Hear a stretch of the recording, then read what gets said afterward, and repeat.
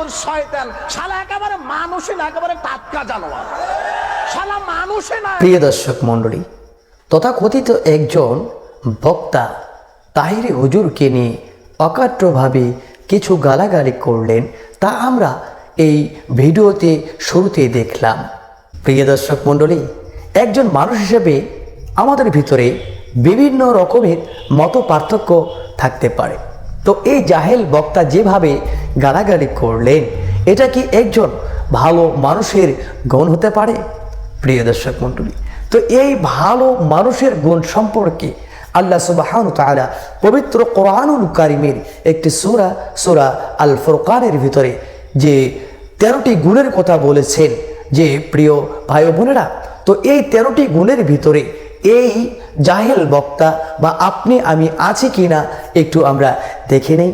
প্রিয় দর্শক মণ্ডলী, সূরা আল ফুরকানের 63 নম্বর আয়াত থেকে শুরু করে 74 নম্বর আয়াত পর্যন্ত এই 12টি আয়াতের ভিতরে আল্লাহ সুবহানাহু ওয়া তাআলা 13টি গুণের কথা তিনি উল্লেখ করেছেন। যেমন আল্লাহ সুবহানাহু ওয়া তাআলা বলেছেন যে ওয়া ইবাদুর রহমানিল্লাযীনা ইয়ামশুনা আলাল আরদি হাওনা ওয়া ইযা হাতাবাহুমুল জাহিলুনা ক্বালু সালামা, যে আর রহমানের বান্দা তারাই যারা জমিনে নম্রভাবে চলাফেরা করে, আর অজ্ঞ লোকেরা তাদেরকে সম্বোধন করলে তারা বলে আমরা বিতর্কে লিপ্ত হতে চাই না। প্রিয় দর্শক মণ্ডলী, এই সূরা ফুরকানের 63 নম্বর আয়াত থেকে 67 নম্বর আয়াতের মধ্যে আল্লাহ সুবহানাহু ওয়া তাআলা তাফসীরের মধ্যে এসেছে যে এখানে মুমিন বান্দাদের গুণাবলী বর্ণনা করা হয়েছে।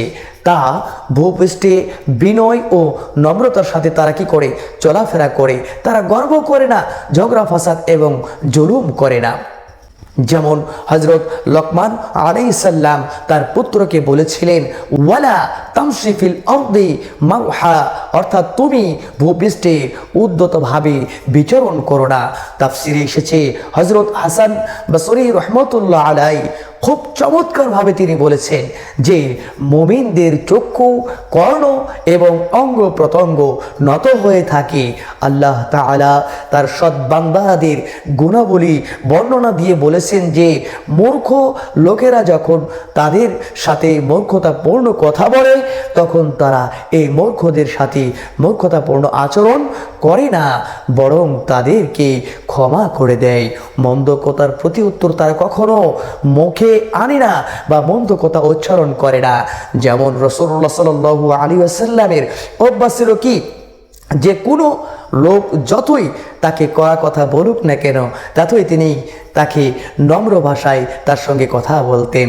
কোরআনুল কারিমে ভালো মানুষের গুণের মর্যাদা সম্পর্কে আল্লাহ সুবহানাহু ওয়া তাআলা আরও বলেন, যেমন ওয়া ইযা সামিউল লাগওয়া আ'রাদু আনহু, অর্থাৎ তারা অসার ক্রিয়াকলাপের কথা শুনে তখন তা থেকে তারা কি করে তাদের মুখকে ফিরিয়ে নেয়।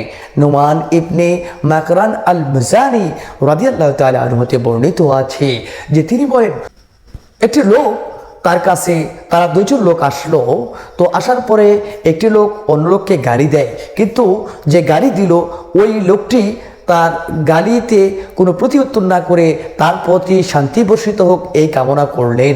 রাসূলুল্লাহ সাল্লাল্লাহু আলাইহি সাল্লাম বললেন,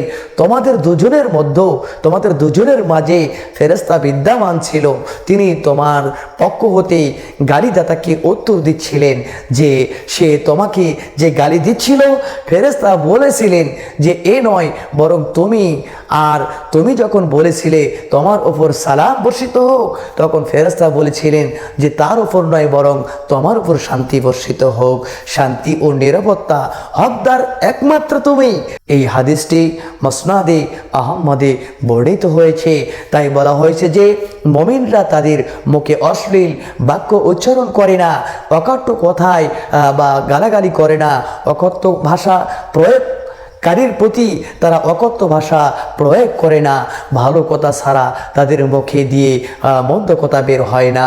হযরত হাসান বসরি রহমতুল্লাহ আলাইহি বলেছেন যে আল্লাহর বান্দাদের দিনগুলো এমনভাবে অতিবাহিত হয় যে অজ্ঞ লোকেরা তাদেরকে কড়া কথা বলে এবং তারা তা সহ্য করে নেয়। মহান আল্লাহ তাআলা বলেন যে তারা রাত্রি অতিবাহিত করে, যে তাদের প্রতিপালকের উদ্দেশ্য সেজদারত অবস্থায় তারা থাকে, দণ্ডায়মান হয়ে থাকে, তারা বিছানা হতে পৃথক হয়ে যায়। প্রিয় দর্শক মণ্ডলী, আল্লাহ তাআলার রহমতে তারা কি করে, তাদের দিন রাত কি পরিচালনা করেন। প্রিয় দর্শক মণ্ডলী, তাই একজন ভালো মানুষের গুণ কেমন হওয়া উচিত অবশ্যই আমরা এই কয়েকটি কথা থেকে অবশ্যই উপলব্ধি করতে পেরেছি। সুতরাং এই ব্যক্তি যেভাবে গালাগালি করেছে, এই গালাগালির দ্বারা একজন ভালো মানুষের গুণ এই ব্যক্তিটির মধ্যে প্রকাশ পায় না। সুতরাং আমরা যে মসলকের হই না কেন, যে আমরা মাযহাবের হই না কেন, আমরা একে অপরের সঙ্গে লেগে না থাকি, নিজেদের আমলের প্রতি যত্নবান হয়ে নিজেদেরকে আল্লাহ তাআলার ইবাদতের মধ্যে আমরা মশগুলরত অবস্থায় আমাদের এই জীবনকে অতিবাহিত করে দেই। আল্লাহ সুবহানাহু ওয়া তাআলা আপনাকে আমাকে সকলকেই এই ধরনের ফায়সা কাজ থেকে, এই ধরনের বেহায়াপনা কাজ থেকে হেফাজত করুক। আল্লাহ সুবহানাহু ওয়া তাআলা একজনের অপরজনের সঙ্গে আমাদের এই শত্রুতার পথ থেকে আমাদেরকে ফিরিয়ে আল্লাহ তাআলার ইহদিনাস সিরাতাল মুস্তাকিমের উপর অটলভাবে আমাদেরকে পথ চলার মতন সুযোগ দান করুক। আল্লাহ রাব্বুল আলামিন তাআলা সকলকে তৌফিক দান করুক। সকলে বলে আল্লাহুম্মা আমিন। যাই হোক, ভালো থাকবেন, সুস্থ থাকবেন। দেখা হবে অন্য একটি ভিডিও নিয়ে। আসসালামু আলাইকুম ওয়া রাহমাতুল্লাহি ওয়া বারাকাতুহু।